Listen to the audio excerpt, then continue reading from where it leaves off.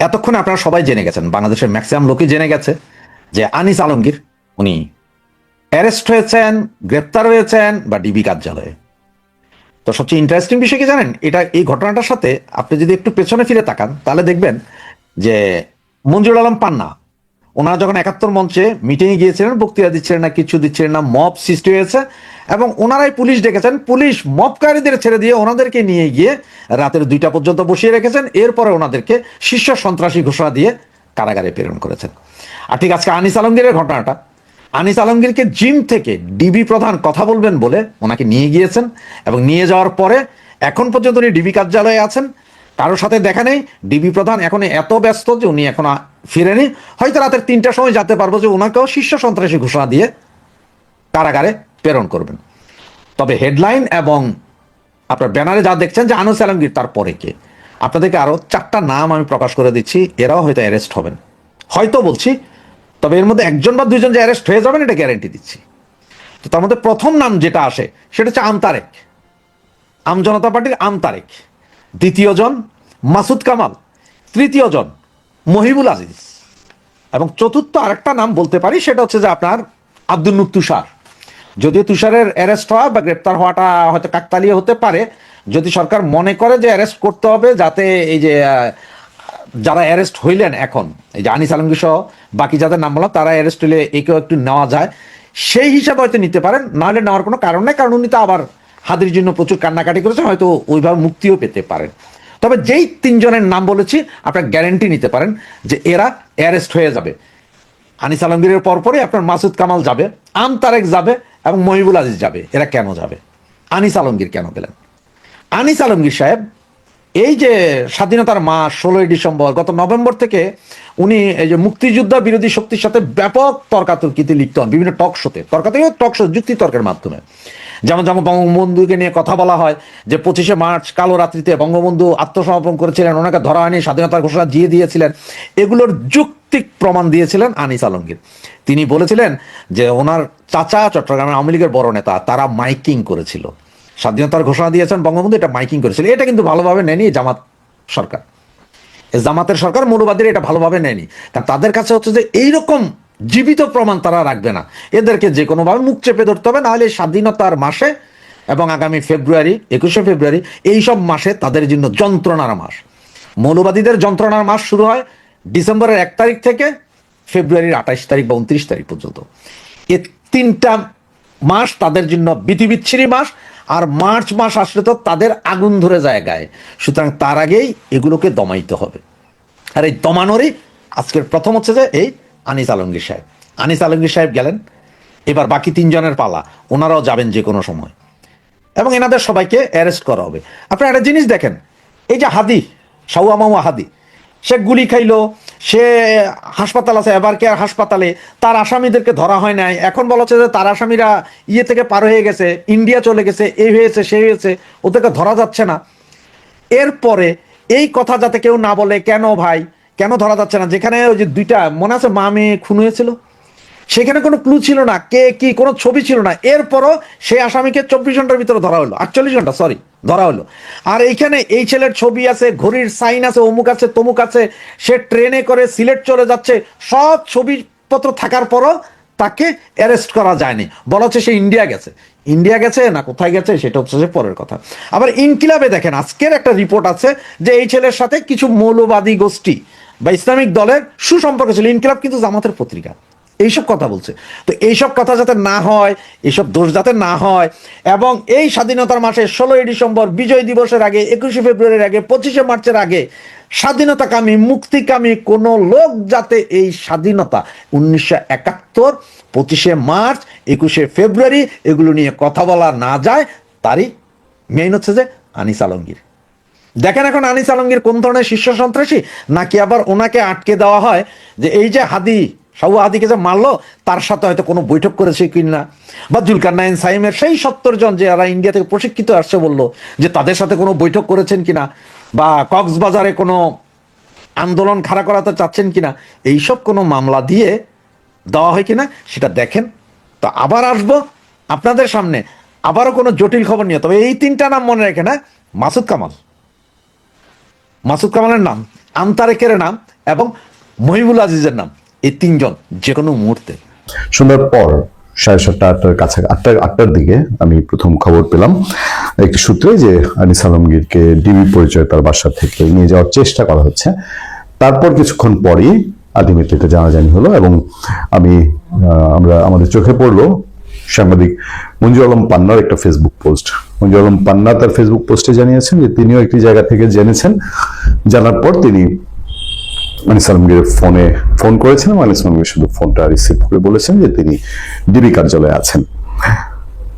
এর বাইরে আসলে বিস্তারিত আর কিছু জানা যায়নি, কোনো কারণে বা কি কারণে কি হয়েছে বা অন্য কোনো কিছু, সেসব সম্পর্কে কিছু জানা যায়নি। তবে সাম্প্রতিক সময়ে ডক্টর ইউনূস সরকার বা এই অন্তর্বর্তীকালীন সরকার আসার মাস 6 পর থেকে আনিস আলমগীর তিনি প্রথমে টেলিভিশন টক শোতে এবং তারপরে সোশ্যাল মিডিয়ায় তিনি অ্যাক্টিভ হয়েছেন। আমরা খেয়াল করেছি যে তিনি সাংবাদিক মাসুদ কামাল এবং মঞ্জুর আলম পান্না এই দুজনের টক শোতে তিনি এসে কথা বলতেন। আপাতমস্তক একজন তিনি সাংবাদিক, এতে কোনো সন্দেহ নেই। যখন আমরা সাংবাদিকতায় জাস্ট পা দিব সেই ইরাক যুদ্ধের সময়, মার্কিন ইরাক যুদ্ধের সময়, তখন চ্যানেল আইয়ে আনিস আলমগীর সেই যুদ্ধ সরাসরি কভার করতে গিয়ে যুদ্ধের ময়দানে থেকে তিনি বেশ সাংঘাতিক রকম তখন তিনি অ্যাক্টিভ ছিলেন। এবং তখনকার স্যাটেলাইট টেলিভিশন চ্যানেল আই তার সংবাদের জন্য সারা দেশের মানুষ, নতুন প্রজন্ম হয়তো জানেন না, কিন্তু ওই সময়কার যারা টেলিভিশন সাংঘাতিক, বাংলাদেশের টেলিভিশনের news channel I, ATN Bangla, এই নিউজগুলো সন্ধ্যা 7টা 7:30 নিউজ সবাই আগ্রহ নিয়ে বসে থাকে।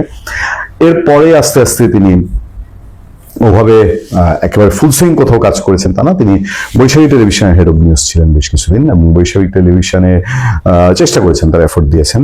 আমার সৌভাগ্য বা দুর্ভাগ্য যাই বলি, সেটা হচ্ছে যে সে সময়ে যাই দিন, শফিক রহমানের সম্পাদিত যাই দিনে আমি কাজ করতাম এবং সেই যাই দিন বন্ধ হওয়ার পরে আমার বৈশাখী টেলিভিশনে অ্যাপয়েন্টমেন্ট লেটার রেডি হয়ে গেল।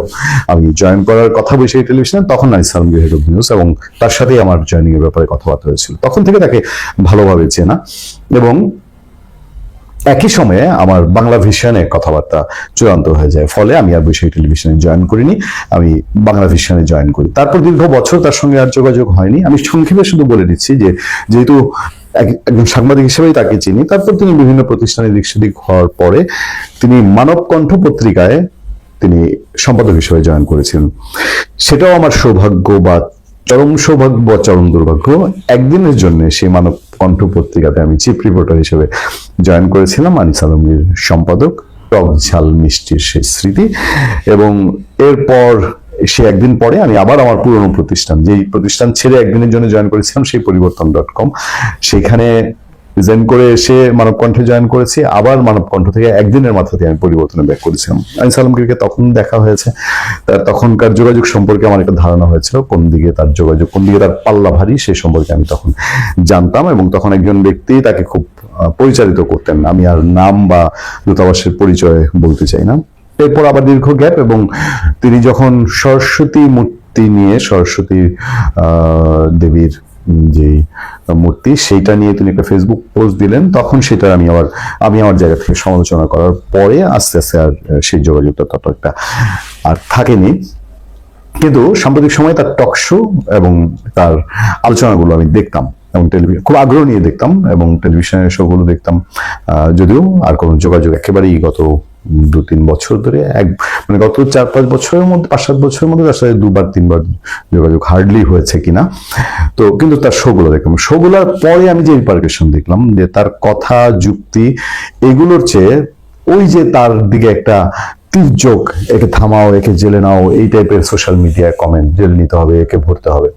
এখন দেখেন অনেকগুলো ঘটনা ঘটেছে, 2 উপদেষ্টা পদত্যাগ করেছেন, তাদেরই সংগঠন এনসিপি বলতে পারি, এনসিপির বিদ্রোহী অংশ তৃণমূল এনসিপি, তারা এই 2 উপদেষ্টার দুর্নীতির অভিযোগ এনে তাদের দুর্নীতি তদন্তের দাবিতে মিছিল করেছে।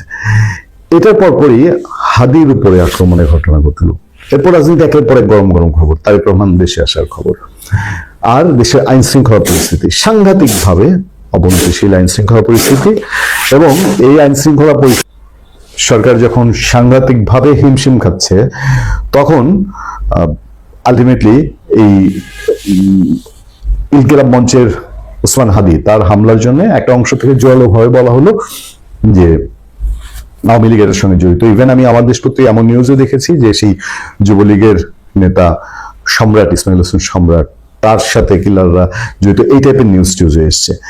ফলে এই যে আইন শৃঙ্খলা পরিস্থিতি এবং এত এত ঘটনা, এগুলোর প্রেক্ষিতে সরকারকে কিছু একটা করতে হয়, সরকারকে কিছু একটা করতে হয়। এখন যে কোনোভাবে হোক সরকারের সমালোচনা করলে, অথবা এই সরকারের সময়ে এসে তাদের ভুল ত্রুটি ধরিয়ে দিলে এবং যেসব মব শ্রেণী রয়েছে তাদের বিরুদ্ধে কথা বললে, অন্যান্য যেগুলো আছে সেগুলো স্বাভাবিকভাবে সরকার বিপক্ষে যায়। সরকারের দিক থেকে বা সরকারের যারা সুযোগ সুবিধাভোগী তারা তখন দাবি করে যে এই কথাগুলো আওয়ামী লীগের পক্ষে যাচ্ছে বা ইন্ডিয়ার পক্ষে যাচ্ছে, সেই সব দিকে। ফলে যাদের কথা এতদিন বলা হচ্ছে, আপনারা দেখেছেন যে সোশ্যাল মিডিয়ায় বিভিন্ন জনের কথা বন্ধ করার জন্য দাবি উঠেছে। ফলে সরকার কি এরকম কিছু করতে যায় কিনা যে তাদেরকে যদি এখন আয়ত্তে এনে বোঝানো যায় যে একটা কিছু দেখানো, যে একটা আইওয়াস ধরনের, যে এদের বিরুদ্ধে ব্যবস্থা নেওয়া হচ্ছে, এরকম কোনো সিচুয়েশন কিনা আমি জানি না। কারণ হচ্ছে কেবলমাত্র তাকে ডিবি অফিসে নেওয়া হয়েছে এবং আমরা জানি যে ডিবি অফিসে নেওয়ার পরের স্টেপ যেটা, এর আগে অন্তত আমাদের একটা উদাহরণ আমাদের সামনে আছে যে যখন মঞ্চ ৭১ থেকে যারা মবাক্রান্ত হয়েছেন তাদেরকে ডিবি অফিসে নিয়ে অনেকক্ষণ রাখার পরে তারপরে তাদের নামে সন্ত্রাস দমন আইনে মামলা করা হয়েছে।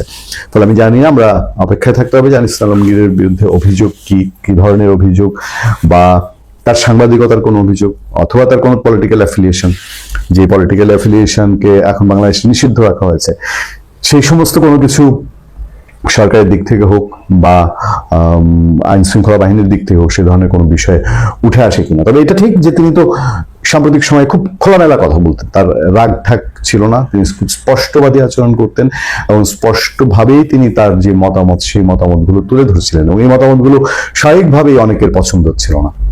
স্বাভাবিকভাবে বলতে যে যারা মানে দুইটা মতাদর্শ একদম পরিষ্কার, আনিস আলমগীর যে মতাদর্শের কথা তুলে ধরতেন তার সাথে খুব কনফ্লিক্ট করছে এরকম শ্রেণী বাংলাদেশে এখন খুব বেশি রকম তারা আরামদায়ক একটা সিচুয়েশনে আছে এবং তাদের কথাবার্তা বিভিন্ন দিকে বাস্তবায়ন হয়। ফলে আনিস আলমগীরের কপালে সবশেষ কি আছে অথবা কি সিচুয়েশন ঘটতে আছে সেটাই দেখার অপেক্ষা।